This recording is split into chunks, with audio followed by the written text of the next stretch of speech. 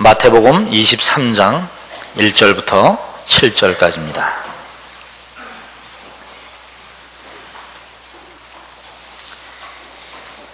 이에 예수께서 무리와 제자들에게 말씀하여 가라사대 서기관들과 바리새인들이 모세의 자리에 앉았으니 그러므로 무엇이든지 저희의 말하는 바는 행하고 지키되 저희의 하는 행위는 본받지 말라.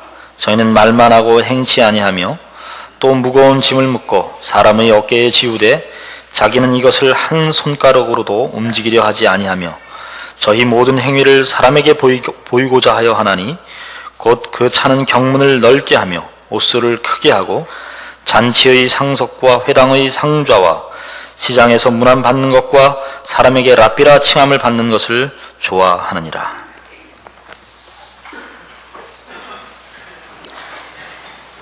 마태복음 23장은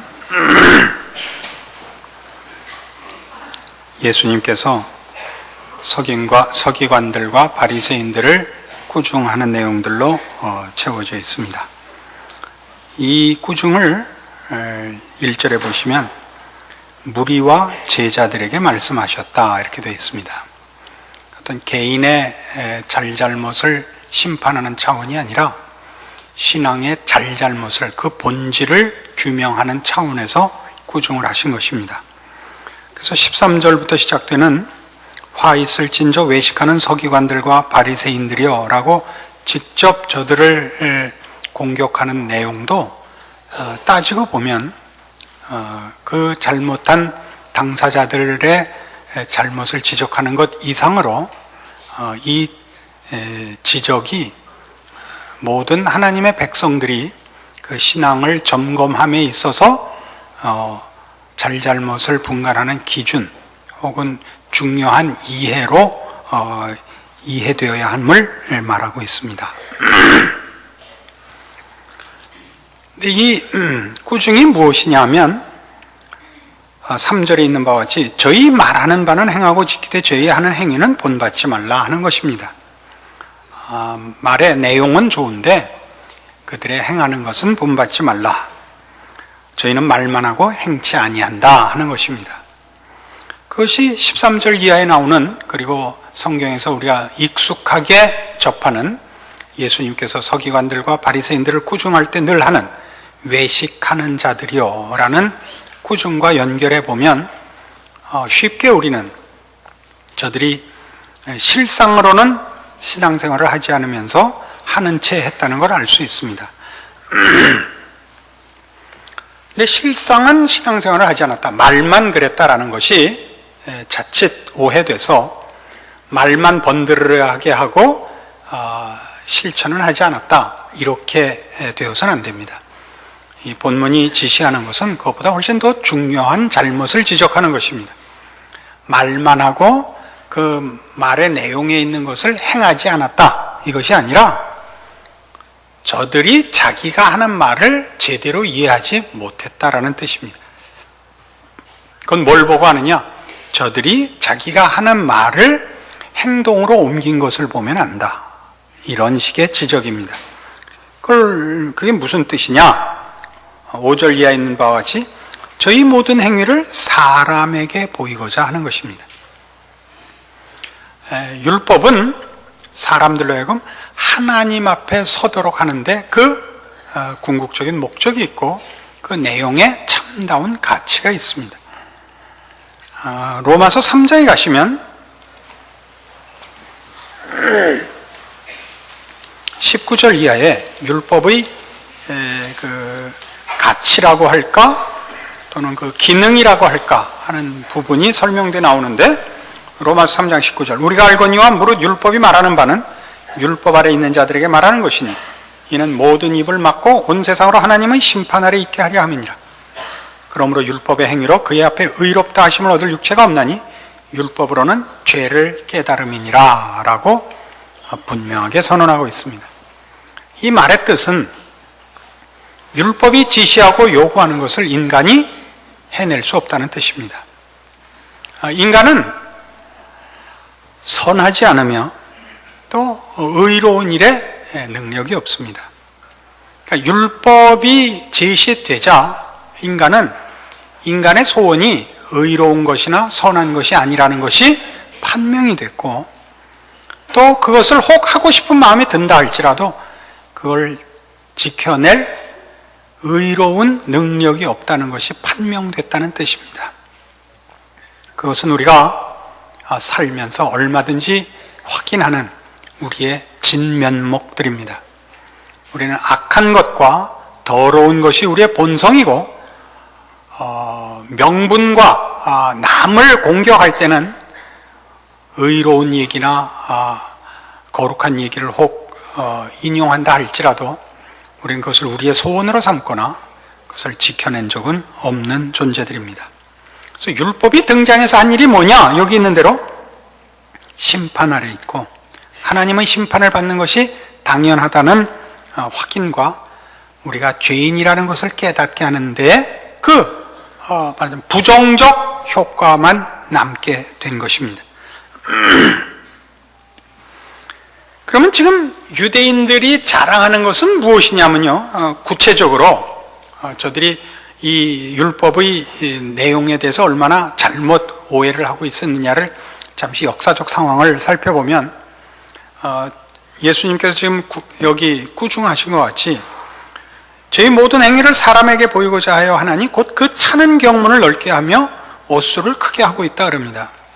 그 차는 경문이라는 건 구약에 요구된 율법들, 대표적인 예로 신명기 6장 4절 이하에 있는 이스라엘아 들으라, 우리 하나님은 오직 하나인 여호와시니 너는 그를 마음을 다하고 뜻을 다하고 성품을 다하여 사랑하고 그 말씀을 자녀들에게 부지런히 가르치고 또 그 말씀을 네 손목에 메고 이마에 써서 기호를 삼고 표를 삼으라 하는 내용을 문자 그대로 중요하다고 생각되는 율법을 양피지에 써서 가죽 주머니를 만들어서 거기에 담아가지고 실제로 팔뚝에 메고 다녔던 것입니다. 밥통이죠. 그게 그런 뜻이에요. 하나님의 말씀을 손목에 메고 이마에 붙여라. 그런 것은 내 행동과 내 생각과 내 삶의 모든 형태를 말씀에 맞게 살아라는 것이지, 거기서 손목에 팔뚝에 메고 이마에다 쓴단 말이에요.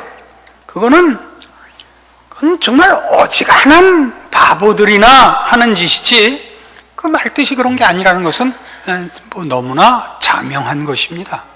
그러나 이들은 그렇게 해서 또 옷수를 크게 했다 그랬는데, 옷수는 뭐냐면 민수기 15장에 기록되어 있는 말씀대로 하나님께서 이스라엘 백성들의 옷에 끝단에다가 옷수를 달게 해서 그걸 볼 때마다 이런 걸 이렇게 붙이는 것 같이, 손목에 기호를 삼고 이마에 표를 삼는 것 같이 그걸 볼 때마다 우리는 하나님의 백성이라 하나님의 법을 따라 살아야 된다는 걸 기억나게 하도록 그런 걸 달라고 했습니다.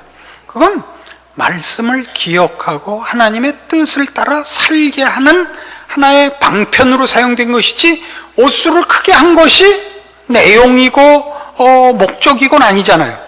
지금 여기 지적된 바와 같이 그 차는 경문을 넓게 하며 옷수를 크게 한 것으로 자기네들은 다 하나님의 요구를 충족시켰다고 생각했던 것입니다.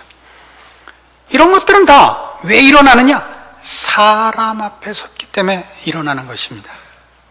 사람들 앞에서 우리는 종교심이 깊은 자라, 우리는 하나님을 사랑하는 자라, 하나님의 뜻을 따라 살기를 좋아하는 자라 라는 것을 사람 앞에 확인을 받고 싶어 했다고요. 진정한 율법의 목적은 그 율법을 지키려고 애를 쓰고 실제로 그 율법을 따라 살려고 하면 우리가 죄인인 것을 확인할 수밖에 없는데도 불구하고 사람 앞에가 아니라 하나님 앞에 서 있는 못난 자신을 발견해야 되는데, 사람 앞에 서서 잘난 척하는 일종의 부족으로 율법을 전락시킨 것입니다. 그래서 지금 예수님께서 지적하고 싶은 건 뭐냐면, 저들이 자기가 하는 말을 알지 못한다 이겁니다. 모세의 자리에 앉아서 율법을 가르치며 율법을 높이고 있는데 그 율법의 참다운 본질, 그 목적을 저들이 오도하고 있다. 이걸 공격하는 것입니다.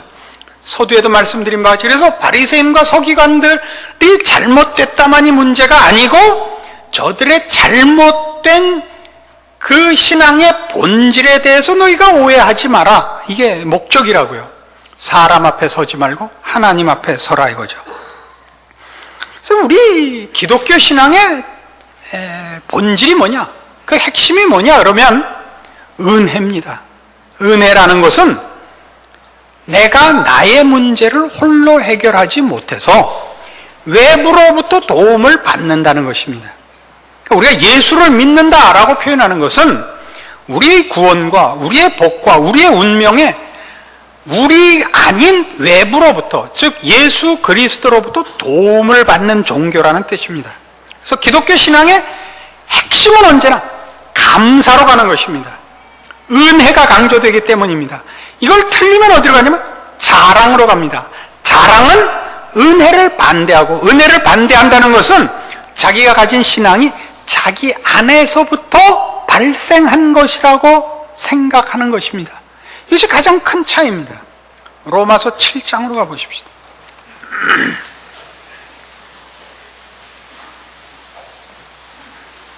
로마서 7장 15절.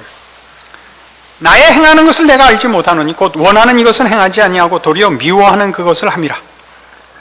만일 내가 원치 아니하는 그것을 하면 내가 이로 율법에 선한 것을 시인하노니 이제는 이것을 행하는 자가 내가 아니요 내 속에 거하는 죄니라.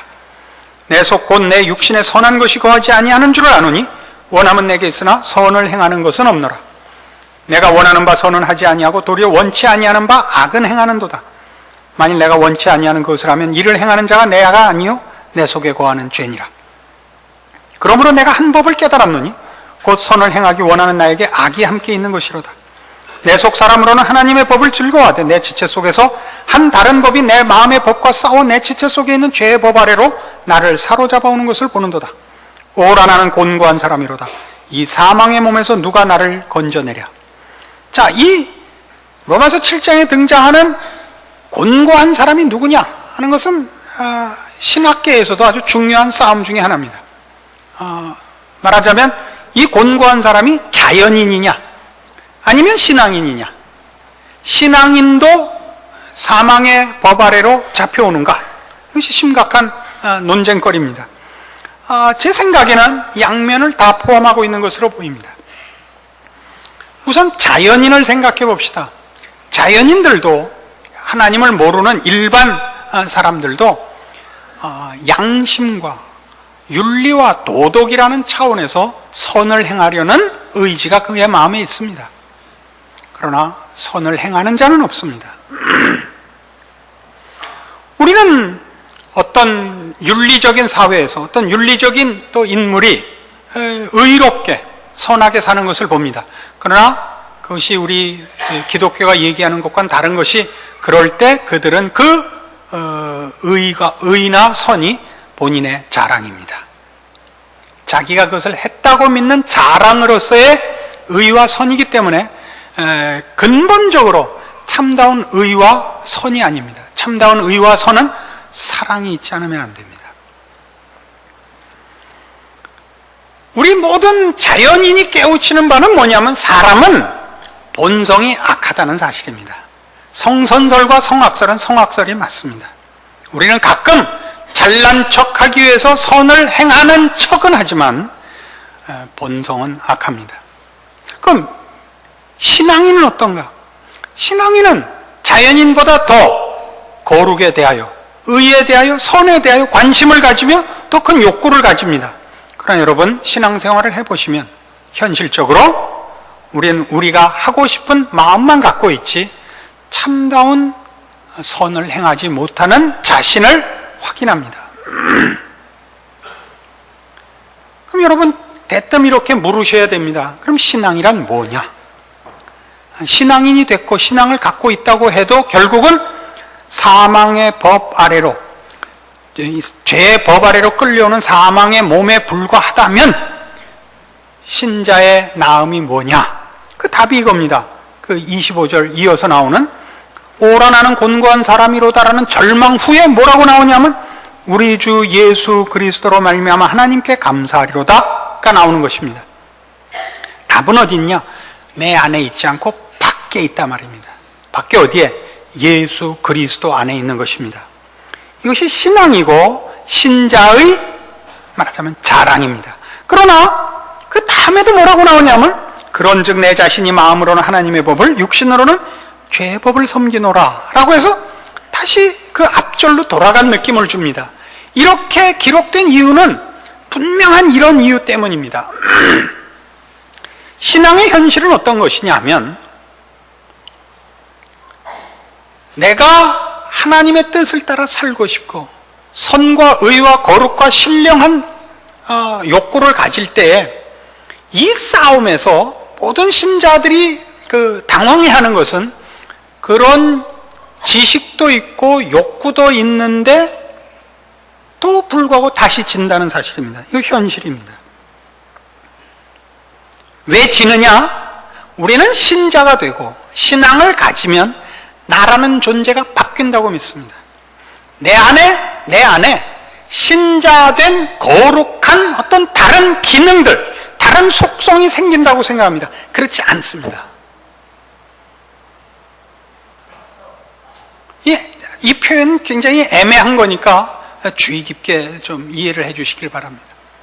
우리에게 생기는 선한 욕구나 선한 기능들은 다 이대로는 안 된다. 나로서는 안 된다. 그러므로 그리스도를 초청해야 된다. 라는 것으로 기능을 하는 것입니다. 이게 뭐가 다른가 봅시다. 갈라디아서 5장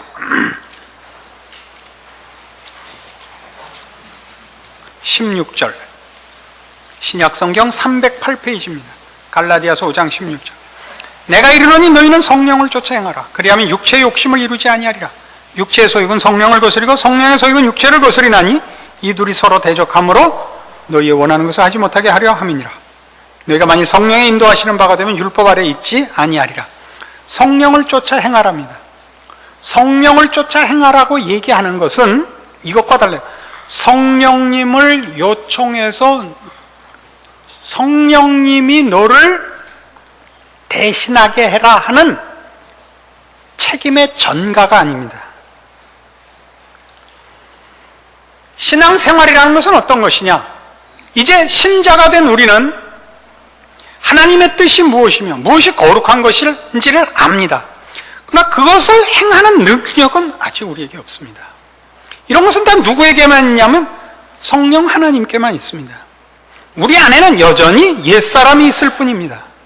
그래서 어떻게 하기로 하냐면 내가 이 거룩한 싸움을 내 안에 있는 것으로 하지 않고 성령님께 요청하겠다라고 하는 것이 신앙입니다. 근데 이 요청하는 것을 시중에 나가시면 어떻게 오해시키고 있느냐 하면 그래서 내가 더 이상 의식도 없고 책임도 없이 이렇게 뒤로 넘어가서 거룩한 모라의 경지에 가서 성령인지 난지 모르는 혼연일체가 되는 것으로 자꾸 소개를 하고 있어요. 그게 아니고 사사건건 삶의 매 순간마다 세상과 죄의 유혹과 도전 앞에 죄악된 반응밖에 갖고 있지 못한 우리가 그러나 예수 그리스도로 말미암아 거듭났기 때문에 이제 알게 된 하나님의 뜻과 신령한 반응의 책임을 느끼고 이 싸움을 내 속에 있는 것으로는 이길 수 없기 때문에 성령 하나님께 이 싸움을 맡기는 그 순간마다 선택이요, 결정이요, 인내요, 순종이요 이렇게 나타내는 것을 신앙이라고 합니다. 뭐가 다른지 아시겠어요?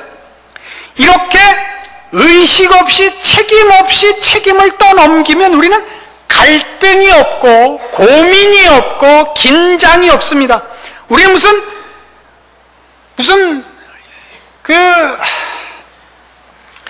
신들린 사람이 목류병 환자같이 돼갖고 간 감각도 없고 생각도 없이 구름에 뜬 것 같이 신앙생활을 한다 이렇게 생각하시지 마시고 매 순간을 내 성질대로 반응하고 성질대로 폭발하고 싶은 걸 참고 이를 부득부득 갈면서 내가 나서면 안 됩니다. 성령님 도와주십시오. 들어오십시오. 성령님의 뜻대로 하겠습니다. 이게 성령을 쫓는다는 뜻입니다.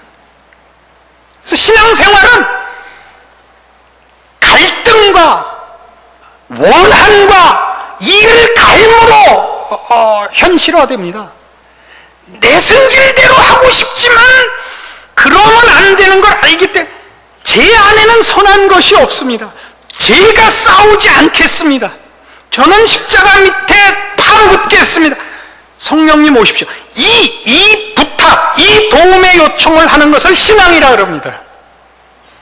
여기에 갈등이 있고 여기에 말하자면 우리의 죄악된 본성의 유혹을 참아야 되는 부들부들 떨림에 대해서 여러분이 자지러지시면 안 됩니다.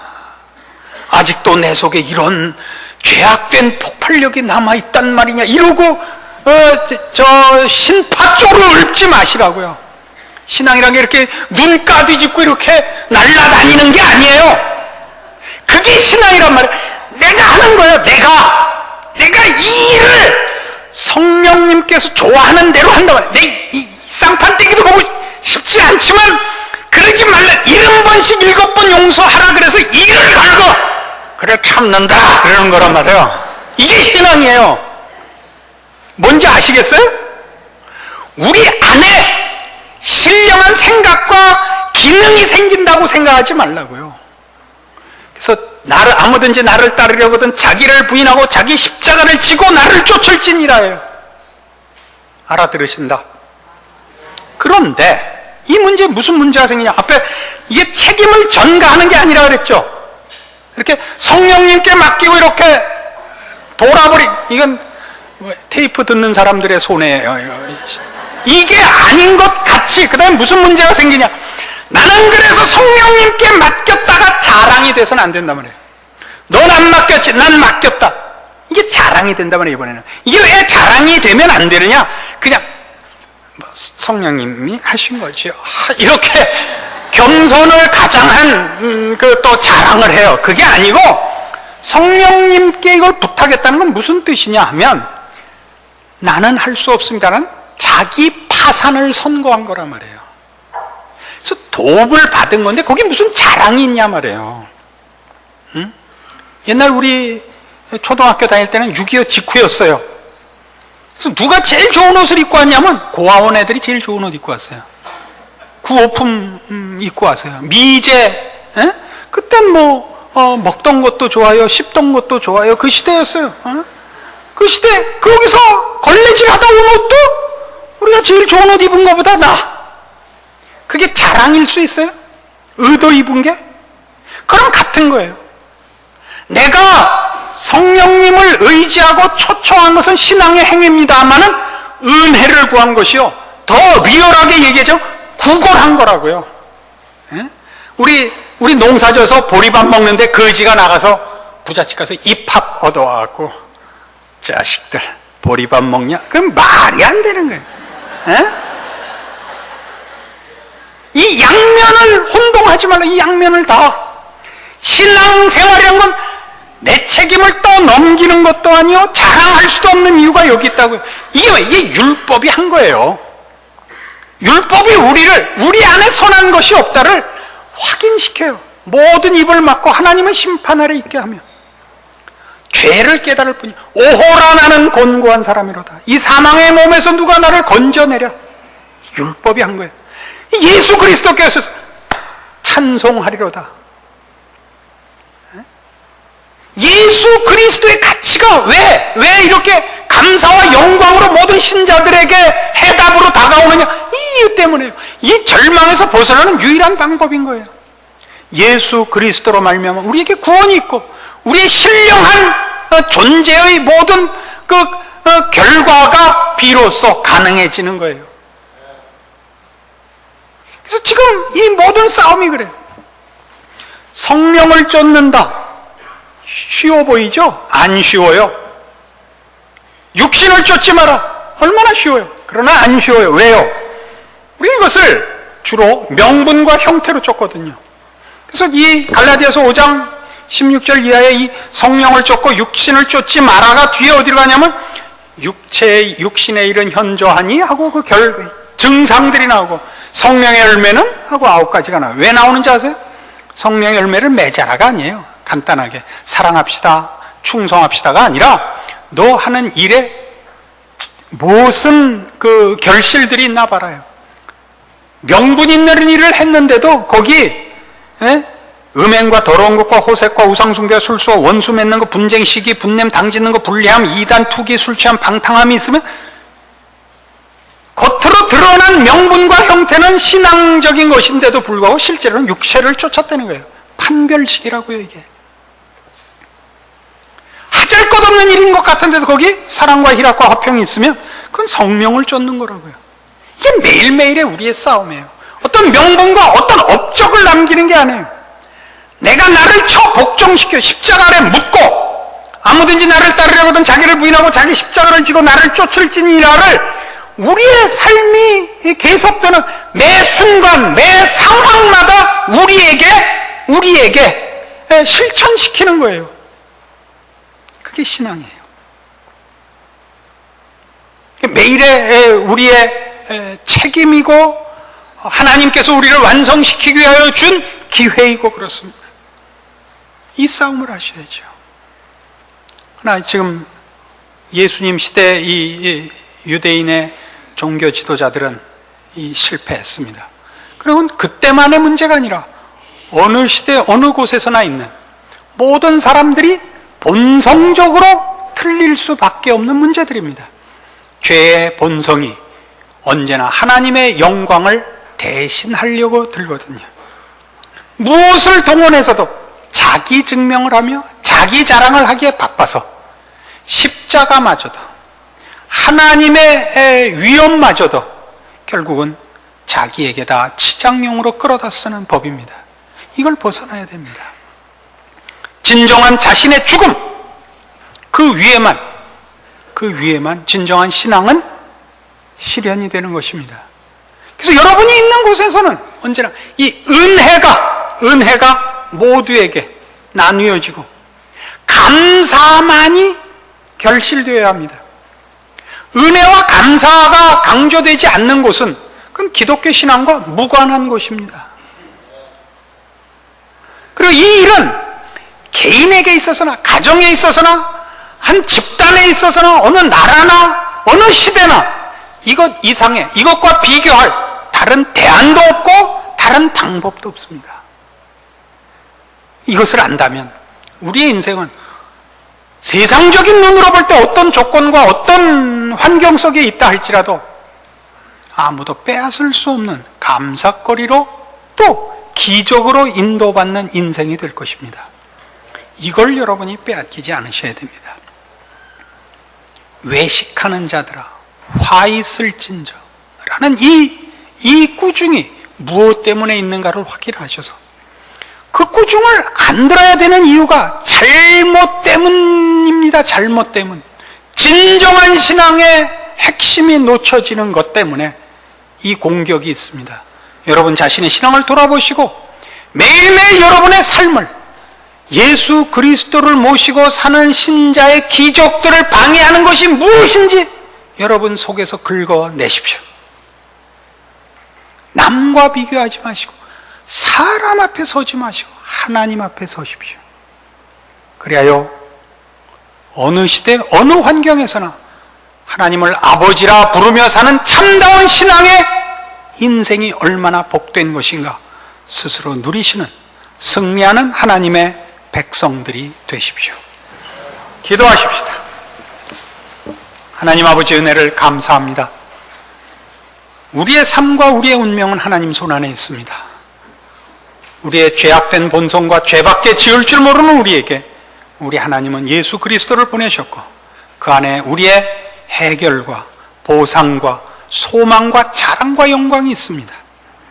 우리의 삶의 어느 순간도 자신에게 묶어놓지 않고 그리스도께 묶는 참다운 신앙의 항복과 그래서 나누어지는 은혜와 감사로 우리의 삶이 하나님께 바쳐지고 또 하나님의 사람으로 살찌어가는 복된 순간순간으로 이어진 하나님의 자녀의 인생이 되게 하여 주시옵소서. 예수님 이름으로 기도합니다. 아멘.